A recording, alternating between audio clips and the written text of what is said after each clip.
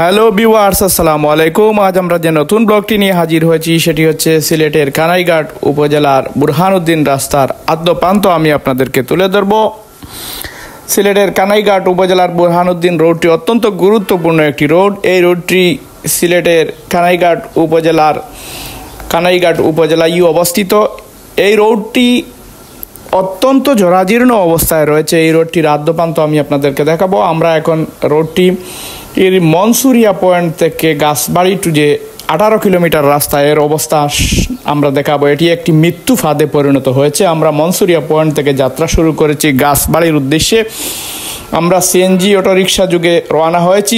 যেতে যেতে আপনাদেরকে দেখাবো খানা খন্দকে ভরপুর এই রাস্তার অবস্থা। এই রাস্তা একটি মৃত্যু ফাঁদ। এই রাস্তায় প্রতিনিয়ত হরহামেশা সড়ক দুর্ঘটনার মতো বড় রকমের দুর্ঘটনা তো ঘটেই যাচ্ছে। যানবাহনের ক্ষতি হচ্ছে, মানুষের সময় অপচয় হচ্ছে, ভাড়া অতিরিক্ত। যেখানে 40 টাকার ভাড়ার কথা সেখানে 80 টাকা নেওয়া হচ্ছে। এরকমের অবস্থায় এই কানাইঘাটের মানুষ একটি দৈন্য দশার মধ্যে জীবনযাপন করছে। গাছবাড়ি হরিপুর রাস্তার দূরত্ব 18 কিলোমিটার। এই 18 কিলোমিটার রাস্তার এবড়ু তেবড়ু আঁকা বাঁকা এবং খানাখন্দকে ভরপুর যে কঠিন একটি পথ পাড়ি দিয়ে 18 কিলোমিটার যেতে হয়, ঠিক তেমনি গাছবাড়ি টু রাজাগঞ্জ পর্যন্ত আরও 18 কিলোমিটার রাস্তা। এই রাস্তাটুকু সেম অবস্থা। এই অবস্থা চলতে থাকলে এই এলাকার মানুষ আসলে তাদের জীবনযাপন অত্যন্ত কষ্টকর হয়ে যাচ্ছে। যেমন দেখার কেউ নেই, এখানে জনপ্রতিনিধিরা এই মুহূর্তে কেউ নেই। বিগত 5 আগস্টের পর থেকে এখানে উপজেলা চেয়ারম্যানও নেই এখানকার এমপি। সব মিলিয়ে দেশের যে একটি হজবরল পরিস্থিতি, সেই পরিস্থিতিতে যেমন একটি ব্যাঘাত সৃষ্টি হয়েছে।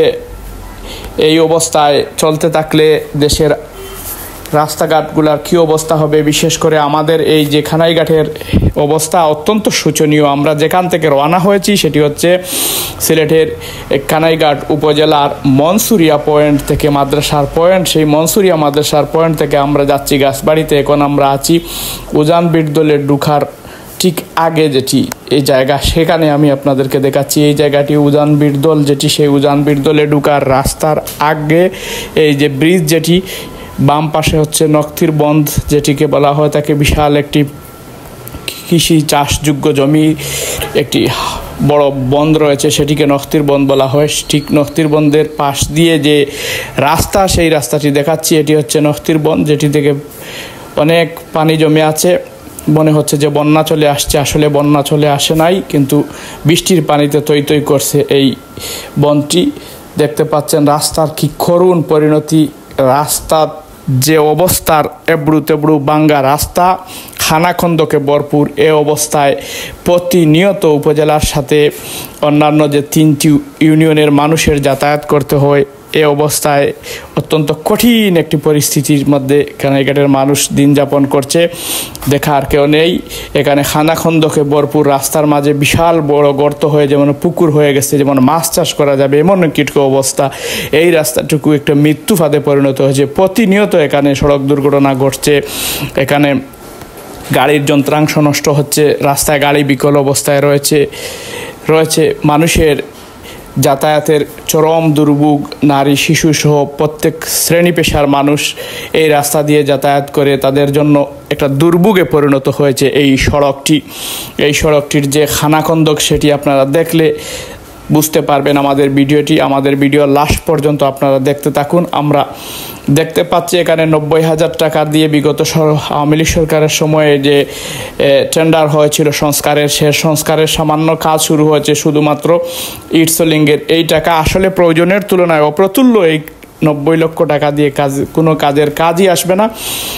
এখানে যদি বড় রকমের কোনো সংস্কার কাজের জন্য টেন্ডার আহ্বান সরকার থেকে না করা হয়, তাহলে এই রাস্তার বেহাল দশা দেখতে পাচ্ছেন। আমরা বীরদলে চলে এসেছি। বীরদল যাত্রী ছাউনি, যেটি সেই বীরদল যাত্রী ছাউনির পাশ দিয়ে আমরা যাচ্ছি, কিন্তু এখানকার খানাখন্দকে ভরপুর। রাস্তার মাঝে গর্ত হয়ে যেমন মাছ চাষ করা যাবে এই অবস্থা তৈরি হয়েছে।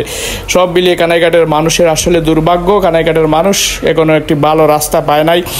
এই বুরহানুদ্দিন রাস্তার যেমন বেহাল দশা, ঠিক শাহবাগ টু কানাইঘাটের রাস্তার ঠিক বেহাল দশা রয়েছে। ওই দরবজ টু কানাইঘাট রাস্তার একই এই অবস্থা। এই কানাইঘাটে 3টি প্রবেশদ্বার রয়েছে আরও একটি প্রবেশদ্বার, নতুন প্রবেশদ্বার হয়েছে, সেটি হচ্ছে গাছবাড়ি টু হরিপুর রাস্তা। ঠিক সেই গাছবাড়ি টু হরিপুর রাস্তা অংশের যে অবস্থা সেটিও করুণ, অবর্ণনীয়, আপনারা না দেখলে বুঝতে পারবেন না। এই উপজেলার মানুষ আসলে চরম দুর্ভাগা। এই এলাকার মানুষ আসলে সঠিক নেতৃত্ব এবং জনপ্রতিনিধি না পাওয়ার কারণে হয়তো বা এই এলাকার মানুষের এই করুণ পরিণতি, এই অবস্থা।